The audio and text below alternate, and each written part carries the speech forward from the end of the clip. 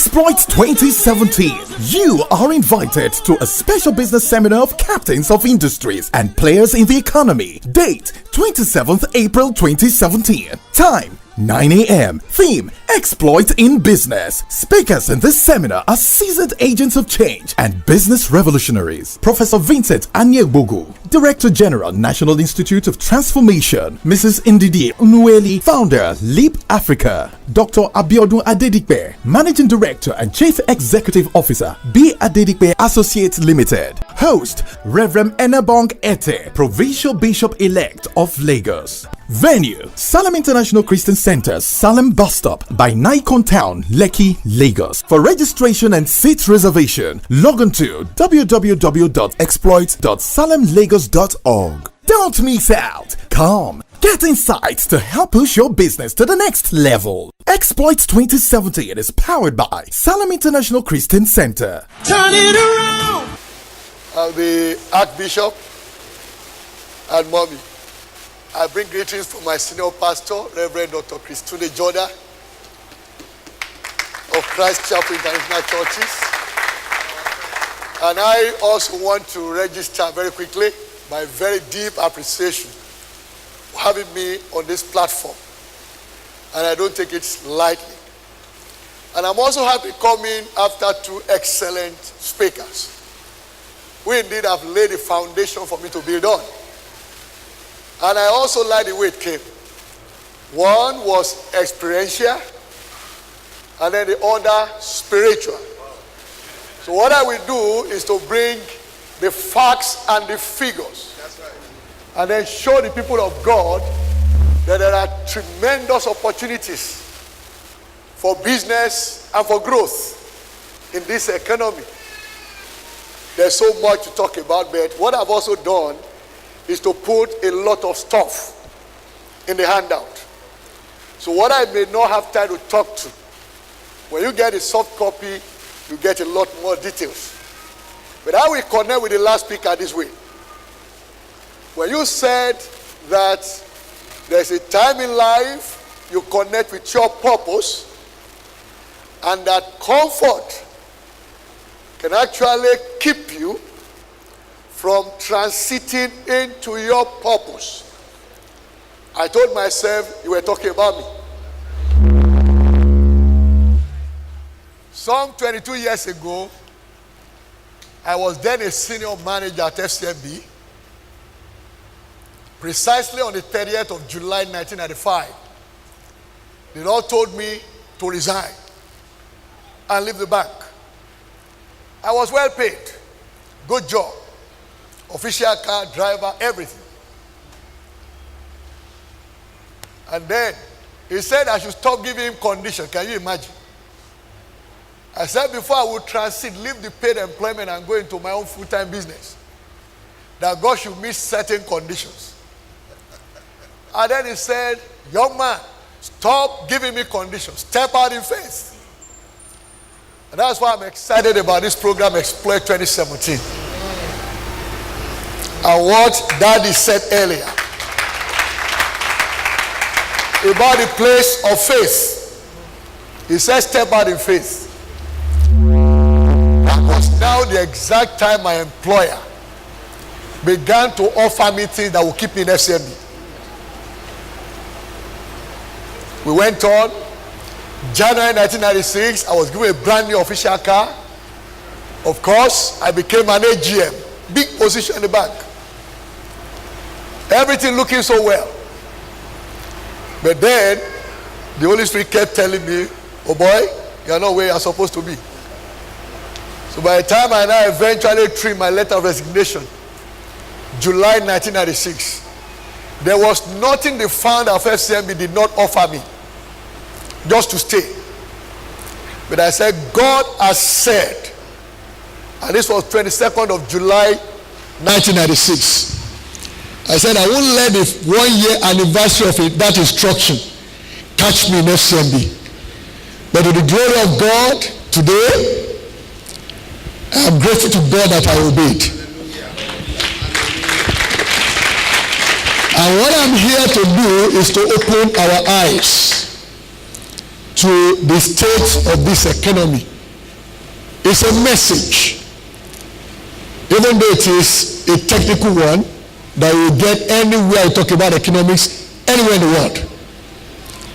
But what I'm doing is passing a message. So I will go through my slides. Right. Now, our country just went through a recession. Notice I didn't say it is a recession. It has just gone through a recession. Because the recovery of this economy actually began September 2016. And people will wonder, how do you mean? That was when the Lord showed it to me, and I had facts and figures to prove it. On the 3rd of October 2016, I was a guest on Channels Television on the Business Money, the Independence Anniversary Edition. And I said, typically, what results in recession is the fear that everyone has about the money in the wallet, that makes them to say, I will not spend this one because I don't know when the next money will enter the wallet. Those who have jobs are fearful that they will lose their jobs, so they don't spend. Companies also become worried about spending. They hold back from spending. No new investments, no new employment, and they even go to retrench business lines and even retrench staff as well.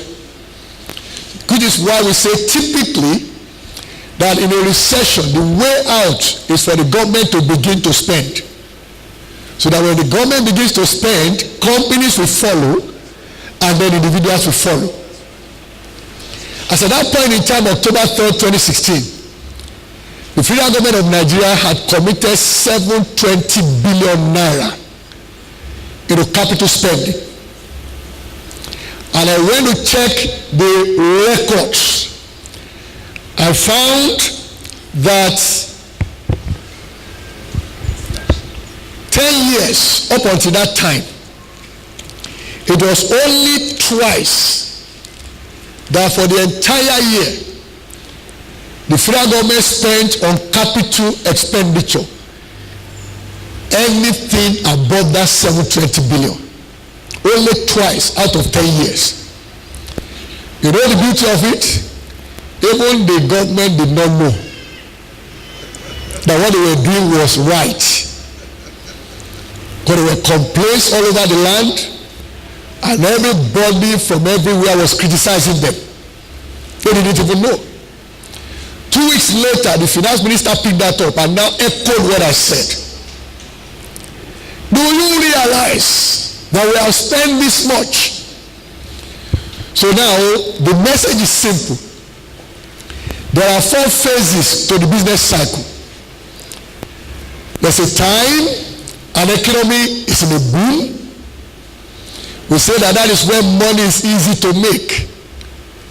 There's a general air of prosperity.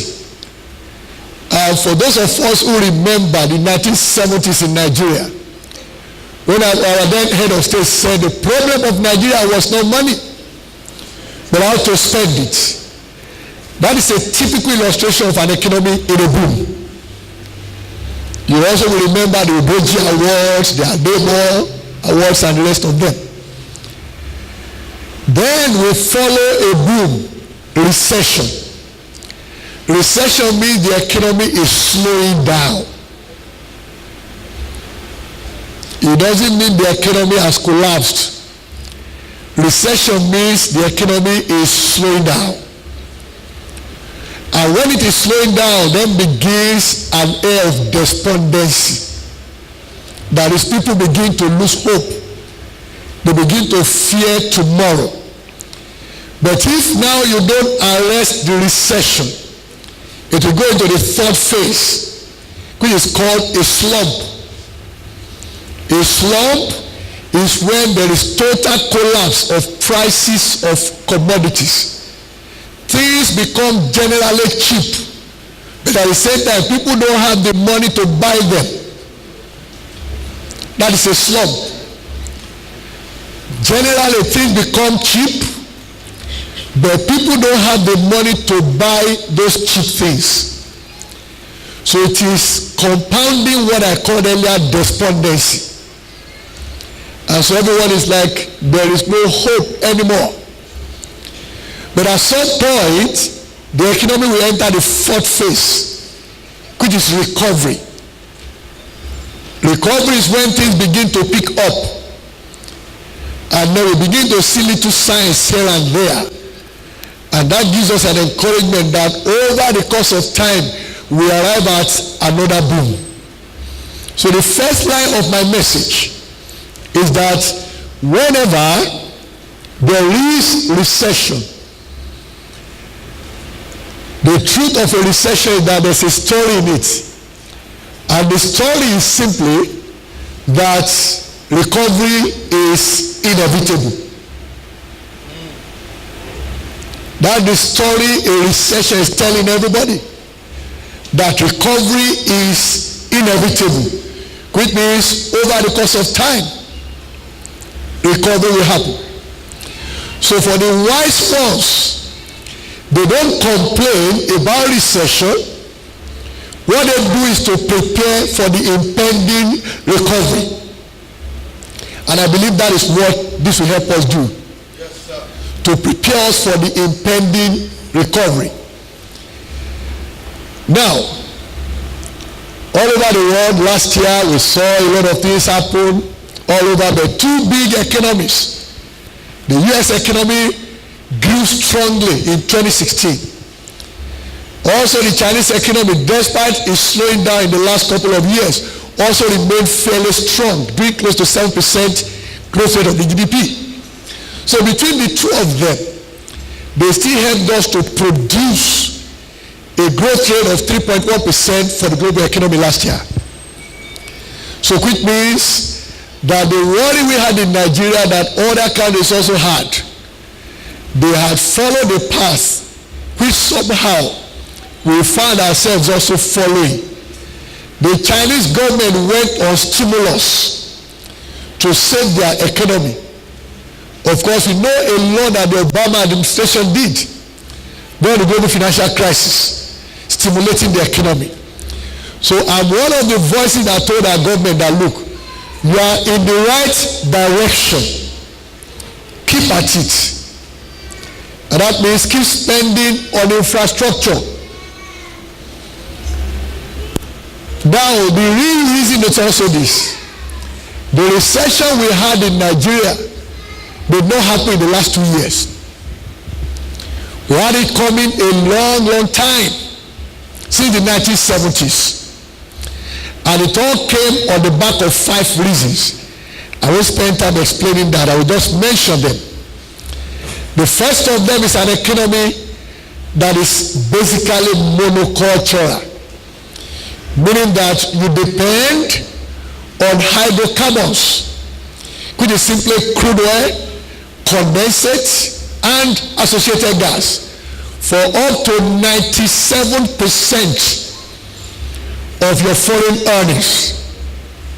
97% of foreign earnings from hydrocarbons. And on these hydrocarbons, you have no control over the volume you export and over the price at which you sell, making you highly vulnerable. Unfortunately, we also over the years, when we're making money from this, behave like the Dutch of old. In economics, there's something we call the Dutch disease. And this connects also to this exploit, and I will tell you where it connects to it. The Dutch disease means you are making money from a non-renewable source, and you're also spending the money recklessly. That is what it means to have Dutch disease. You make money from a source that is not renewable, and that is talking about a couple of profits here to put me in that. The crude oil is formed over millions of years in the ground. So for every barrel you bring out, it takes millions of years for it to be formed back in the ground. so it is non-renewable. But at the same time, the money you derive from it, you don't spend it wisely.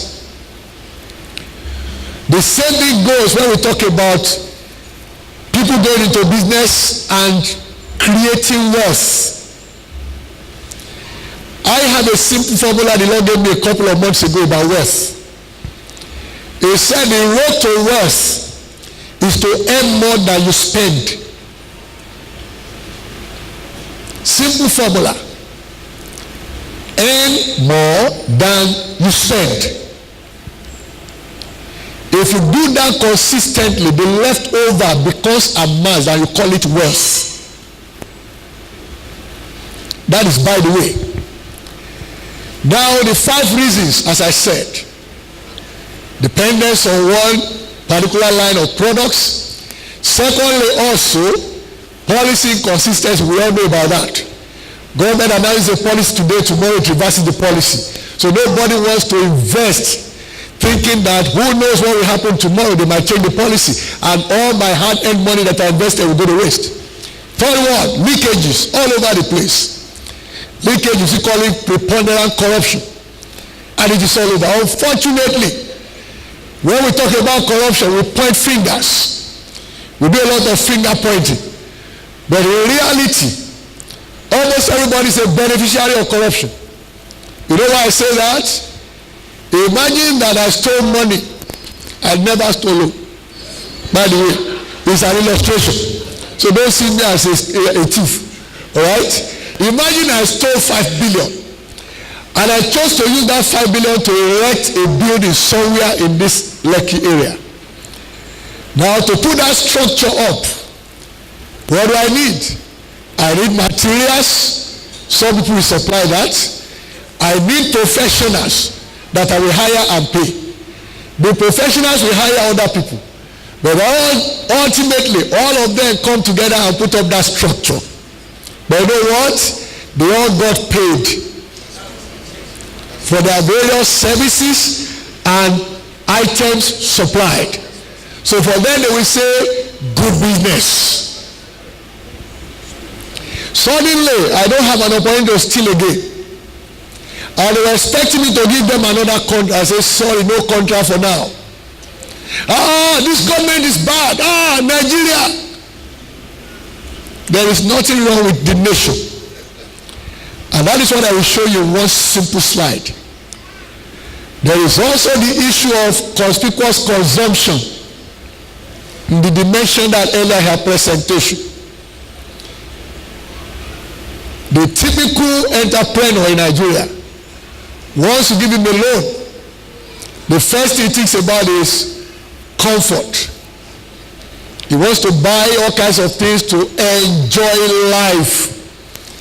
He doesn't think even about the business. He doesn't recognize that the essence of having the loan is to grow the business. It is in Nigeria you find the most expensive cars in the world. For there was a time I researched into this, that 70% of Daimler-Benz products exported to Africa ended up in Nigeria. 70%. And of course, a whole lot of facts and figures there, which I know I don't have time to go into. But lastly also, low productivity. Very common, especially at the bottom of the pyramid, like Daddy said earlier on. The people this ministry deliberately is empowering. Very common among them. You know the kind of prayer they make? They say, Lord, I pray you, give me small job, but plenty money. How can you do small job and want plenty of money? They say disconnect. That means you are not thinking of the value that you render and look at business as exchange of value for value. That is what business is. Exchange of value for value. But what value are you exchanging? You want to solve a problem for somebody. Any business that is not based on problem solving will not last. Every man, every woman was created for a purpose.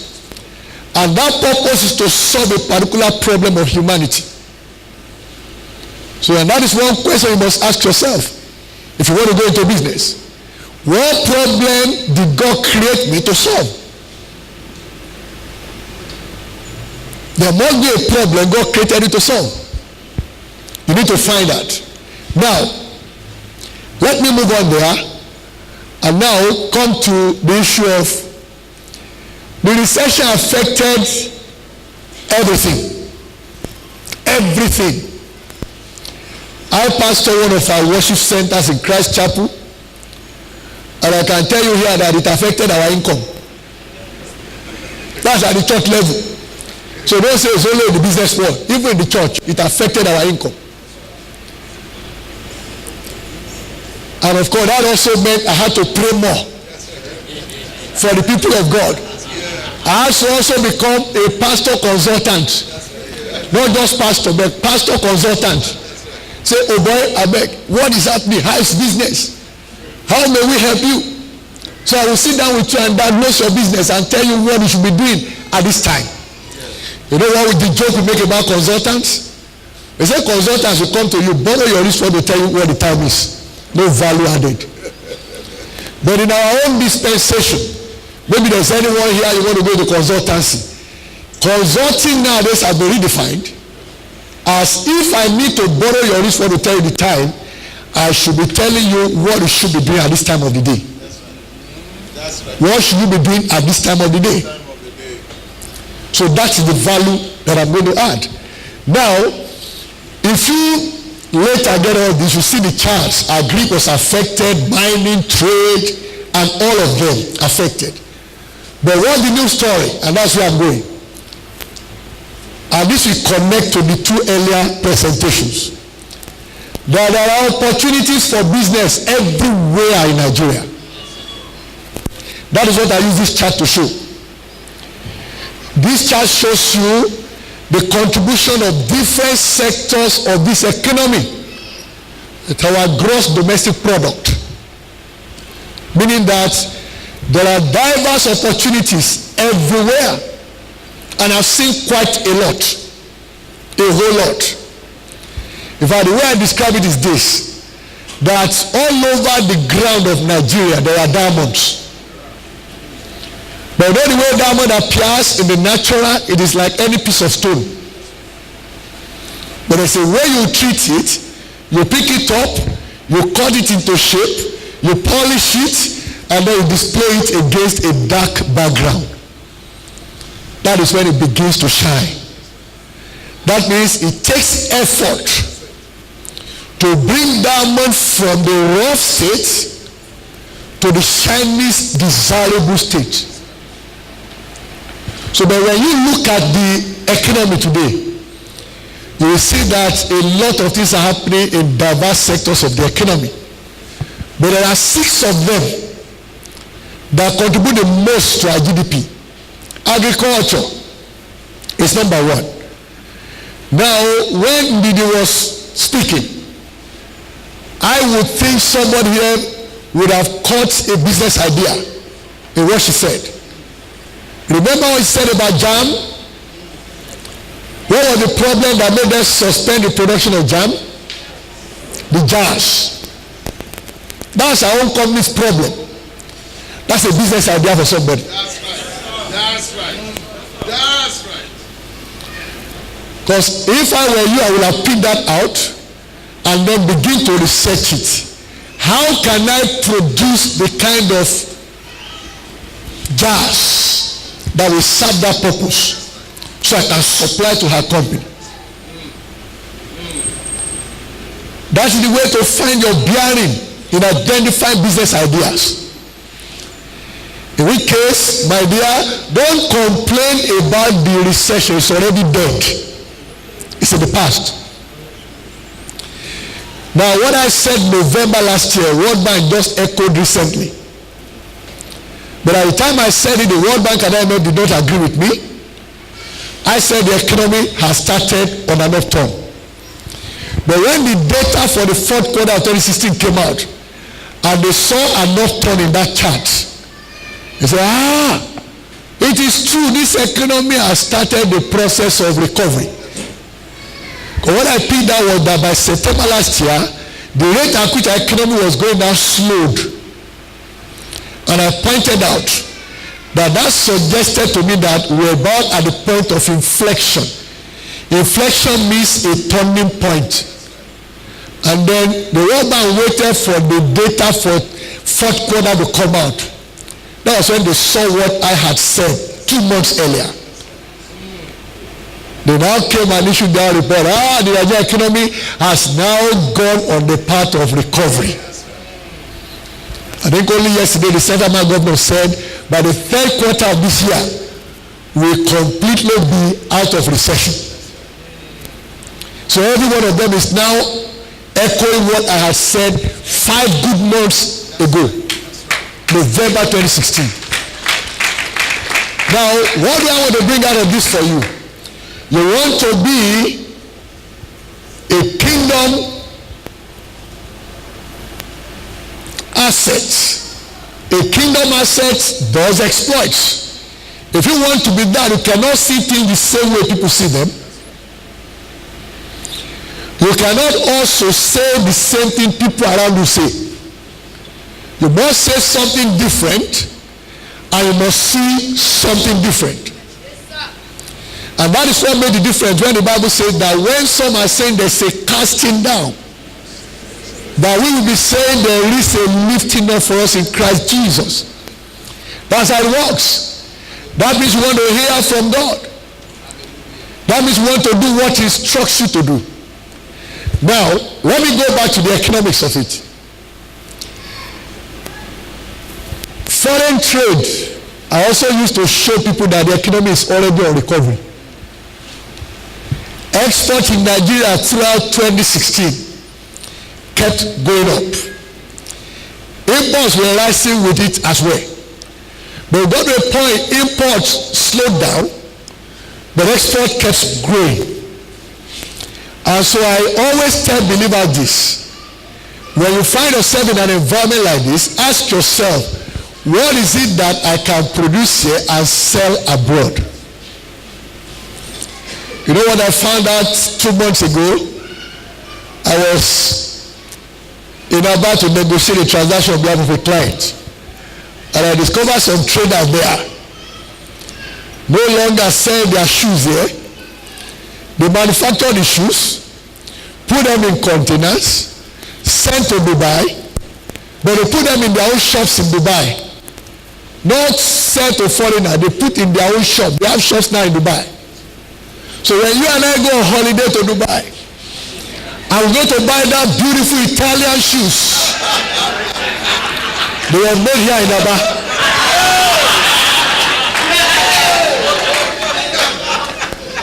And I said, why didn't you brand those shoes made in Nigeria? I said, but you advised us to dollarize our income. But that was the advice I gave early last year when there was so much noise about recession and problem with FX. I said, if you are in business, dollarize your income. That means find a way to sell abroad. That's the problem with our economy.